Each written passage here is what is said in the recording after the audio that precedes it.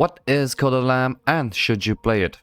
I hope you can make your decision after hearing my opinion on it. Code of the Lamb is an engaging roguelike dungeon crawler where players cultivate and care for a devoted group of followers while navigating through 4 unique procedurally generated dungeons. Throughout the journey, you'll meet a variety of foes and allies. The main goal is for the Lamb to conquer the fearsome deities in each dungeon to liberate its god, the One Who Waits, who has been imprisoned for millennia by its former companions, the Bishops. I absolutely love roguelike games like the Binding of Isaac and Hades. Each time I dive into a new dungeon run, I feel a rush of adventure, armed with a bit more strength and knowledge than before, which keeps me hooked. I also find joy in life simulation games such as Stardew Valley and Animal Crossing, where I can create a cozy home, nurture relationships, and even go fishing. When a game like Code of the Lamb combines these two genres so brilliantly, it's simply fantastic.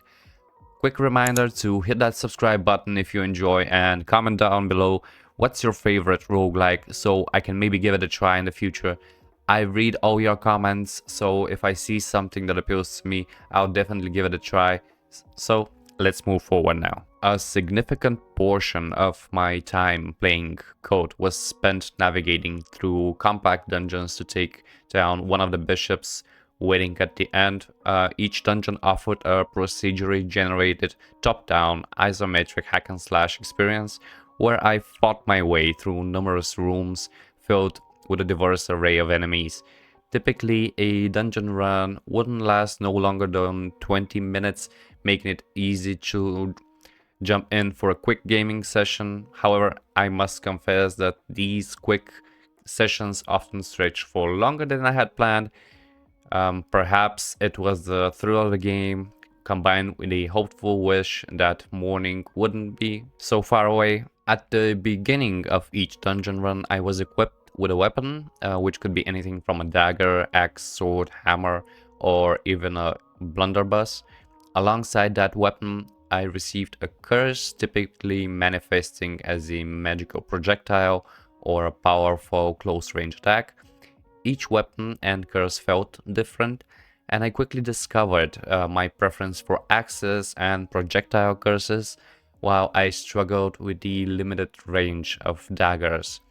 The dungeons featured branching paths, allowing me to choose between sections filled with multiple rooms to battle through, shops, material gathering spots, and random question mark rooms that can lead to encounters with allies, enemies, or treasures.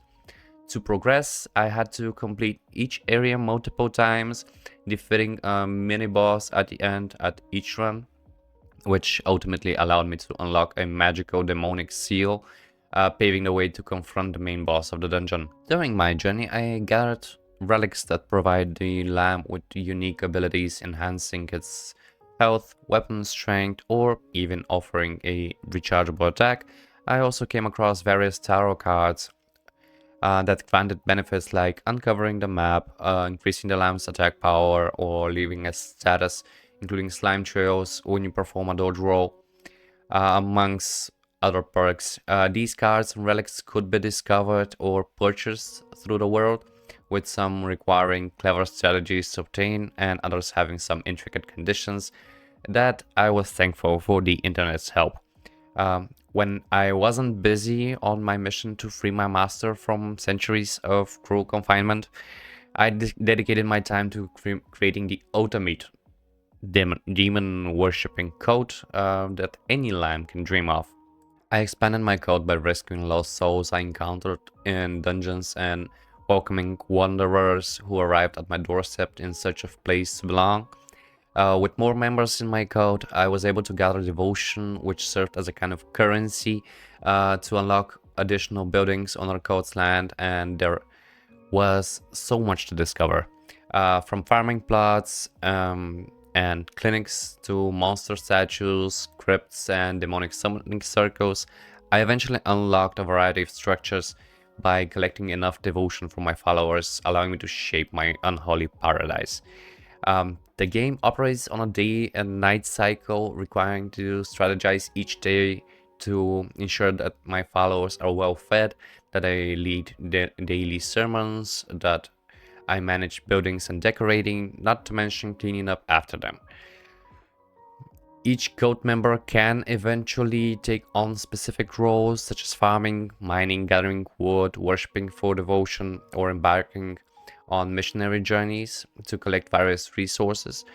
This system helped me ease the burden of repetitive daily tasks, but there was always plenty to do around the code, with members often giving me the little side quests to strengthen the connection to the code. Additionally, I could harness the power of the code to prepare for future dungeon exploration by utilizing shrines where code members could pray, granting the lamb boosts like increased health or weapon damage for the next crusade. Unlockable fleeces at the temple altar could be equipped by the lamb, each offering unique bonuses.